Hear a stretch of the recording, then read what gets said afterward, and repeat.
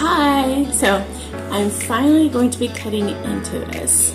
It's been a while since I put this in the garden, and I keep putting it off, but I need to do it before nothing is salvageable. So let's get to it. It's kind of soft, so I'm hoping it's still good on the inside, and if it is, I will taste test it. So let's get to it. How do I cut this?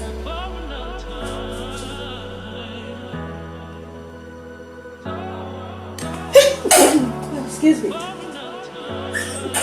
Oh, excuse me. Okay, I'm gonna cut it.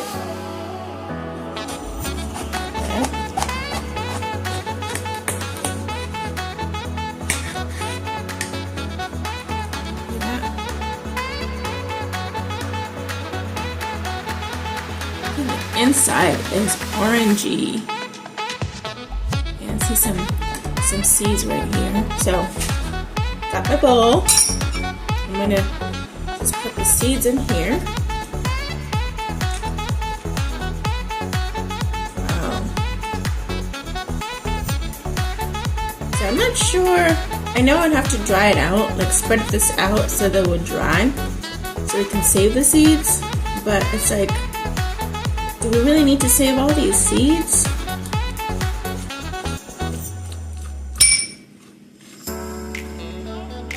What would you do?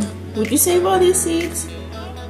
Now this is washed. I already washed it. And the cool thing is, since it was in the garden and they weren't sprayed or anything, just use water to rinse it, to wash it. Scrub it and wash it. But these are a lot of seeds. This is a lot of seeds. Look at that. I made a mess. So I think what I will do, I'm going to spread these out and get them to start drying. You see the pulp can dry out, and I don't want them to spoil. So if we can recoup most of them, that would be cool. Though it's like, who do I give the seeds to, since we cannot use all of them? I guess you could probably cook them, right? Okay, so let's see. I'm cutting a piece. I'll start with a small piece. Oh, it's really soft and okay, that one's gone. It's really soft and spongy. I cannot hold stuff. Okay, so I'm gonna use two hands. It's really soft and spongy.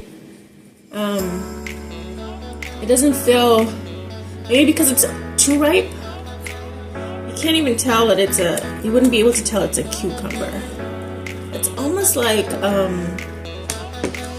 not a styrofoam sponge, but you know, like when you have like an old mattress topper kind of thing. It almost looks like that. I don't know if you can see that. I always do this, so let me see. Anyway, that's what it looks like. And then you can see I'm pinching it. So let's taste it.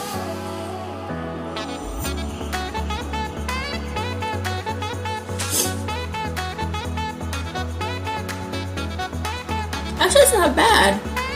No, I have tasted some of the yellow cucumbers, and they're bitter.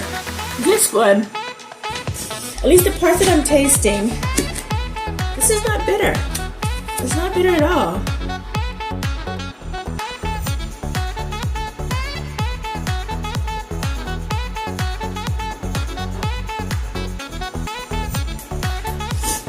Excuse me. But the flavor is barely there. So safety. So I think, I wonder if it goes from really nice, crisp, fresh tasting from a green cucumber to, then it transitions to a bitter cucumber, and then it transitions to a blah cucumber. Anyway, that's the cutting. You see me cut into it, taste it. I wouldn't mind eating all. I'm just gonna peel this and just cut it up and add it with tomatoes from the garden, and yeah, add some basil and just make kind of like a quick salad. Maybe some onions. Who knows? Our son is the only one who really likes raw onions, so we'll see about the onions. Definitely garlic. But let me see if I can spread it out on something.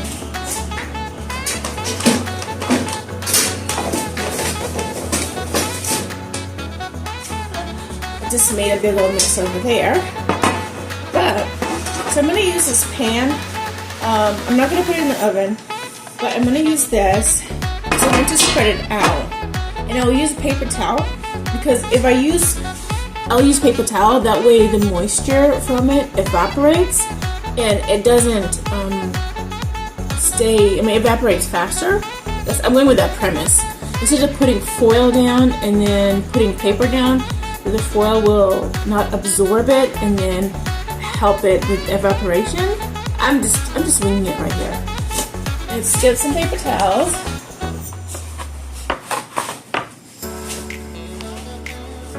Now, those of you gardeners who are really good at this is your gift, this is your passion. This is an interest for me, not my passion, but it's an interest. And it's twofold, because it's relaxing and then also you get more food. But those of you who are experts, how do you preserve your seeds? Like I'm not going to look at all that liquid. I'm not going to do all of that juice. But how do you guys preserve your seeds? Like in this case, cucumber seeds. Like, how do you preserve it? Or how do you harvest the seeds and dry it all out? Like, what's your process? I'd be curious to know. Let me know down below. Because the cool thing is, if you have many interests, you're always going to find somebody else who knows a little bit more than you do, or that's their passion, especially if it's not a passion of yours. The cool thing is, you can help each other. We can all help each other, and that's the type of community I want to build, where we're all helping each other with our expertise. So if you're good at, case in point, farming, or preservation, harvesting of seeds, like using the seeds from your garden, like how do you prep those? I don't know. I'm just swinging it. But if you're an expert, that's something that you can teach others, you can show, you can cultivate and help others learn. So for those of you who this is your expertise, please let me know down below. That way next year, or maybe with the next one, no, this is gonna be too much. Next year I can apply those. Or for tomatoes, like we have cherry tomatoes, I saved some seeds right there, and that's some peach seeds that I will crack open once they're fully dry. Yeah, so this is all fun, all fun. So, mamas, that's one thing you need to learn too, or you need to think about. You may think that what interests you would not help somebody else, but you never know where they are. You never know what they're doing. And those of us who have varied and several interests, we may learn something. We may learn more of something than the other, or we may just kind of like learn something interesting about it. And if we share it, then another person who's starting their journey in that specific interest is like, ooh, cool. Thank you for helping me. Thank you for sharing that, because that cuts down on the time that I have to learn, or I have to take to learn it. So I'm so excited about this journey of helping moms, helping you guys kind of tap into your creativity and share what you learn, share what you know, share what you're passionate about. Because, come on, we all need each other. We all can benefit from each other's expertise and each other's interests. Let me go ahead. I did end up using all the juice. Look. I might as well just pour that out. Okay. So, I have some pulp over here. I'm going to see it.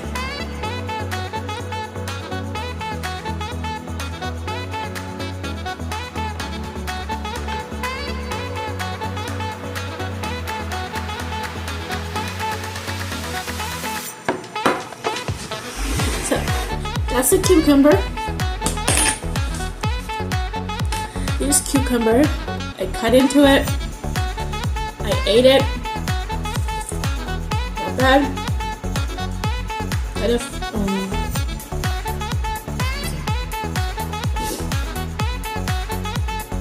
Doesn't have as much flavor, but I think with a little bit of salt, some garlic, some pepper, tomatoes, basil. Maybe some onions, but that will kind of zhuzh it up. But this is it for now, ladies and mamas. No matter what your interest is, just go at it. Take some time to do it. Like, this did not take long at all. Yes, I mean, it started a while back when I planted the first seed, but just keep on going. Start. That's all I want you to do. Start. It doesn't have to take long. Like, if your idea of fun, interest is a garden, clear out a little section. Say, okay, I'm going to be planting this crop today, or in this section. Just plant that. What will it take? 5 minutes a day from preparing the area, mapping it out, and then planting a few seeds each day as you go. And before you know it, those 5 minutes a day is a full garden. Well, if your interest is in writing, start with the idea. Where do you want your story to go? Kind of a synopsis of your story. And then the next day, so that will take what? You could do it 5 minutes to start slowly. This is how you want it to start. Maybe you start mapping out the world, map out different aspects of your story. Before you even get into the story, just take 5 minutes and slowly do that. Then you could be like, oh, I'm going to do the outline. Then you're like, okay, I'm going to deepen the outline for this section of this scene. 5 minutes a day. That's all it would take. And before you know it, yes, it will take a while, but guess what? You are enjoying yourself for those 5 minutes. And guess what else? By the end of multiple 5 minutes, you will have a book. Well, let's think of something else. What about painting? Concept. Think of like, okay, this is what I want to paint, or I want to paint a series of this, or jot down your idea. What? That's 2 minutes. Let's give it 5 minutes to flesh it out. Then the next time 5 minutes, we say, okay, what supplies do I need?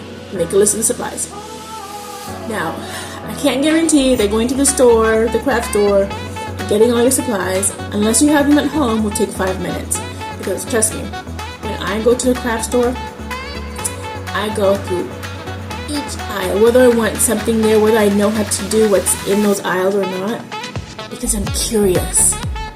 I want to know. I want to see what's out there. So you take quote unquote 5 minutes if you rush in and out. And you know what you want. You know where the things are. Or you happen to have them at home. So you gather your supplies. Then another 5 minutes is like, okay, I'm gonna lay out my space. Then another 5 minutes. Let me draft it or kind of sketch it out roughly. If it's depending on what painting you want. Or you can, if it's like a pour, I like doing acrylic pours. I haven't done one in a while, but you can start planning, okay, which colors am I going to start first? What utensils am I going to use? And so on and so forth. 5 minutes. And then, when you actually start doing the painting, depending on how intricate the painting is or what it is, start a section at a time. If it's an acrylic pour kind of thing, you gather all your paints, 5 minutes. I know some people can pre-mix it, like the experts pre-mix it already, and they have it all set. So then you just set it out, and then you pour it into whatever or however you're gonna start the pour. That's a 5-minute thing, maybe even less. And then if you're gonna use a blow dryer or whatever, there it is. So you might do more than 5 minutes, but hey, you're in your element. And then what else? I mean, anything you take your mind and heart to do, any creative interest that you have, you can start with just 5 minutes. So what I want you to do, think of your thing, carve out 5 minutes and do it. Now if you don't know how to do it, you don't know what you want to do, well, that's a topic for another day. I'll see you later. Bye. So I decided to tack this on at the end. I changed this to have, to just be in a paper towel on a cooling rack. That way airflow goes underneath it, because I was thinking I don't want them to kind of start to mold and stuff. So let's see if that works. Hopefully that's a better method. And then I cut the rest of the cucumber up, peeled it and cut it. So yeah, that's it.